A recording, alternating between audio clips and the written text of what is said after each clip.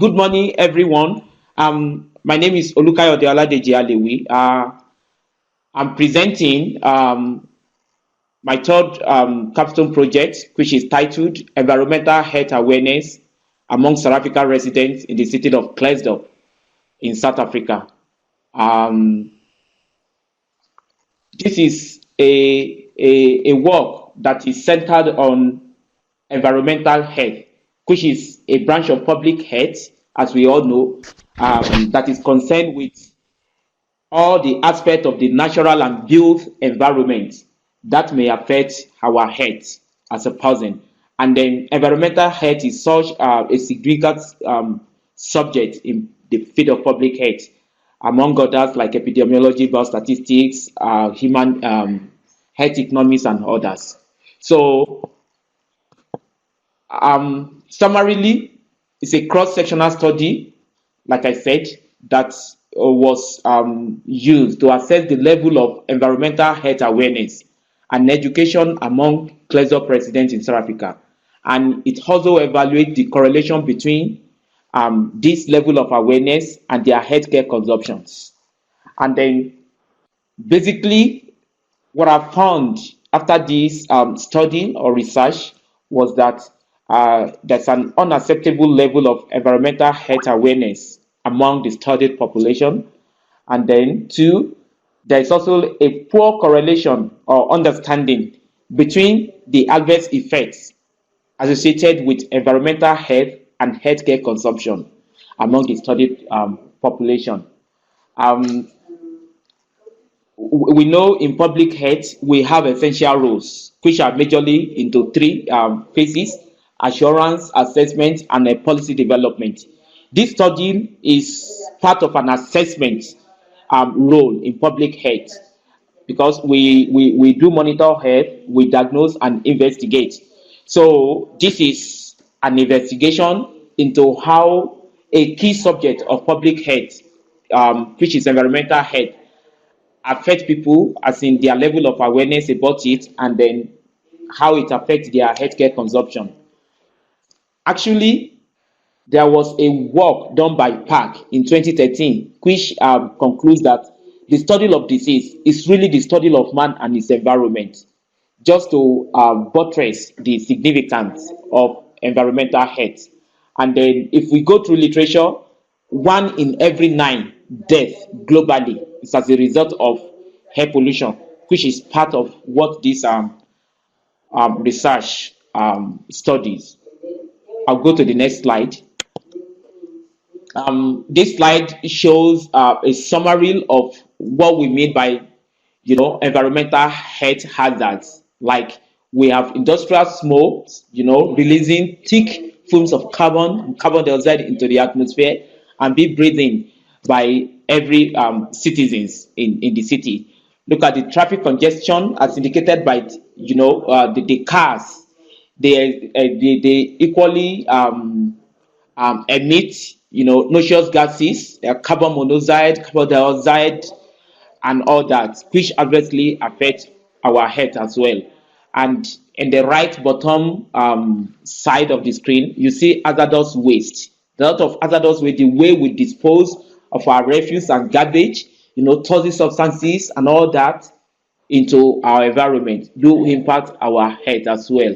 So these are just one of the indices that were studied in this research, because in this research I've looked at some indices that affect public health. These are air pollution, industrial pollution, noise pollution, garbage disposal, water treatment, deforestation, ozone depletion, greenhouse effects, and then radiation. I'll go to the next slide. So what? So the awareness of environmental factors, which indices I've just mentioned, are very important to healthy living, as we will all agree. This lack of adequate environmental health awareness that, as found out by this study, creates a state of poor health and burden on government vision to have a healthy population. Three, Knowledge about environmental related diseases are very poor, as found out in this study. 1 in 9 of global death, like I mentioned earlier, are due to air pollution, which is one of the indices studied in this research. Lastly, this work is important as it could be used to advise the government of South Africa or policymakers on the need to create environmental health awareness in the city. This study look at Klerksdorp City, like I said, and it's actually a district per se, and it comprises of Klerksdorp itself, Hockney, Steelfontein, and Albisfontein. Next slide. The background of the research. Study shows an unacceptable level of environmental health awareness among the studied population.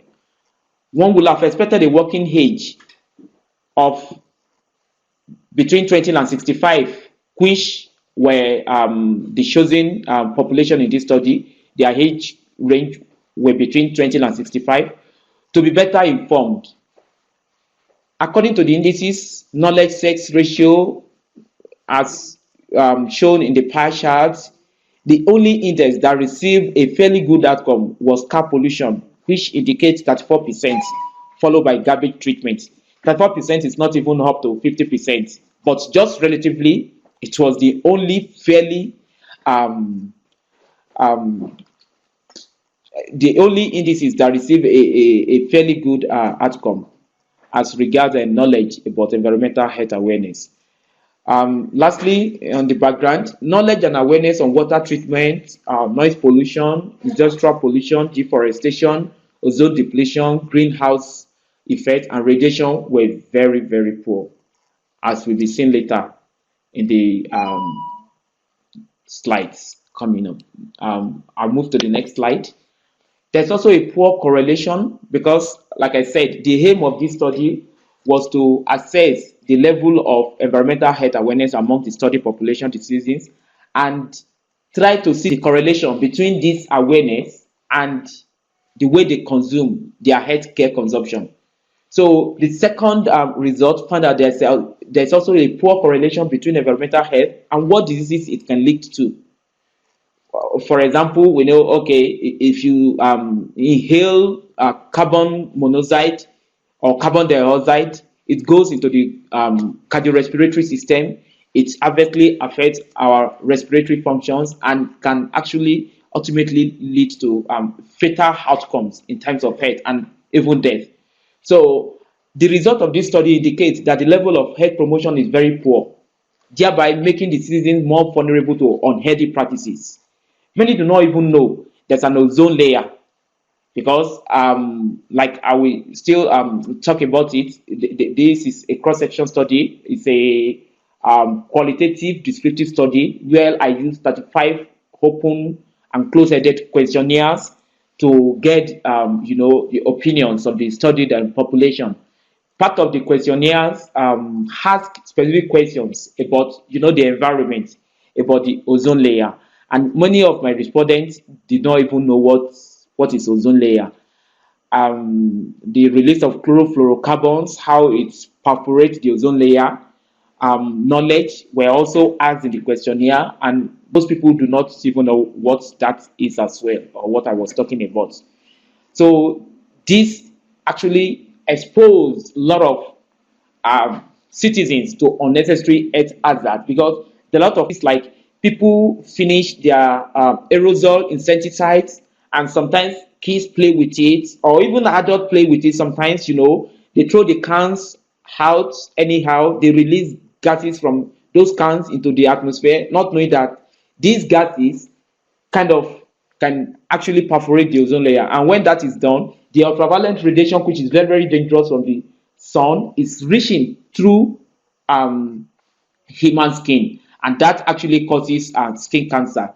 But when people do not even know that, okay, the ozone layer is a protective sheet of 3 molecular oxygen layers that shield us from this dangerous ultraviolet radiation from the sun, they do practices that often perforate this layer without, being conscious of the adverse effect that this might, cause, which is cancer. Two, environmental health-induced diseases like cholera, typhoid fever, skin cancer, tuberculosis, silicosis, and lung cancer have killed millions in Africa, and this scourge is still on the rise. All these diseases are actually associated with environmental health hazards. Like, for example, cholera. If we don't treat our water very well or our sewage, we do contact, bacterial cholerae that causes cholera. Typhoid fever is also from unhygienic practices, domestic usage of unclean water and all that, drinking from, untreated sources or river and all that. Because this river has a lot of typhoid bacterium, Salmonella typhi, which causes typhoid fever, and it has killed a lot of people, especially in developing nations like um, Southeast Asia and Africa. Then skin cancer, like I said earlier, from the ultraviolet radiation from the sun, and tuberculosis from smoking, health related causes, and then sharing of unhygienic objects with people that are having this infection. And particularly tuberculosis in South Africa, where I conducted this study, is actually almost endemic. We can say tuberculosis is endemic because the prevalence of HIV/AIDS in South Africa is the highest in Africa, the African continent, if not in the world.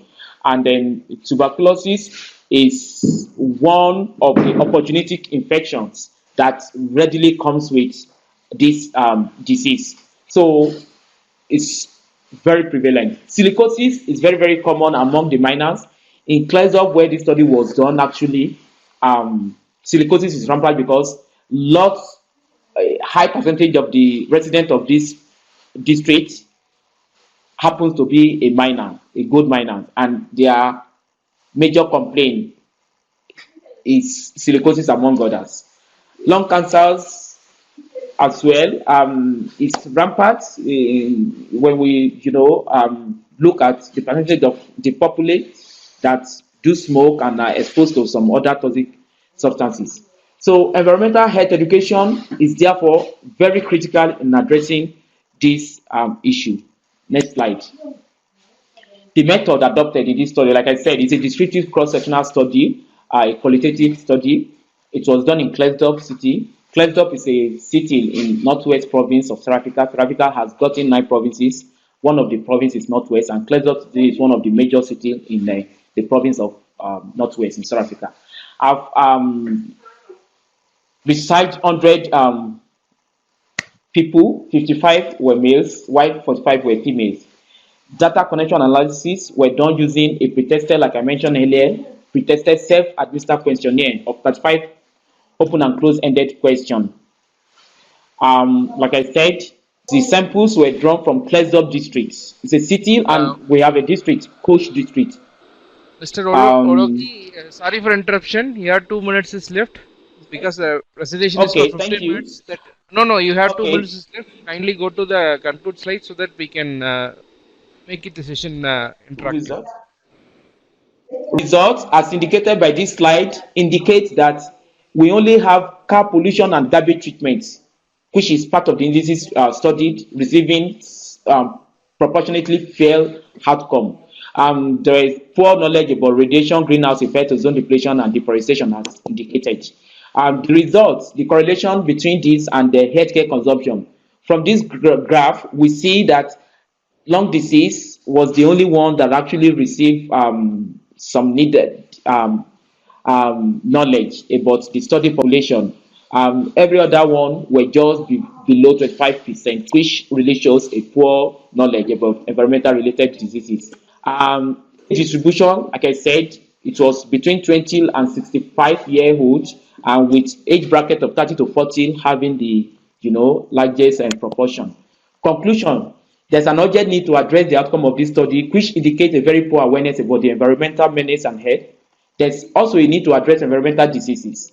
Benchmarking of the Norwegian environmental education system can be adapted to South Africa local scenario and need. The Norwegian approach was very fantastic. They said all pupils should receive environmental education in the school. So it has been shown through similar descriptive study that public environmental education and communication are the key tools for reaching out and effective delivery of awareness campaign, according to Calero 2014. Future step: South Africa government should include environmental health education in the school curriculum, just like the Norwegian system. Health promotion should receive a boost. Further studying of environmental health awareness should be conducted with larger samples, because I only use 100 here, to add to the reliability and validity of this study. A quantitative research on this subject to enhance a systematic review on the subject will also be appropriate. References I've just listed 5 references here. Thank you.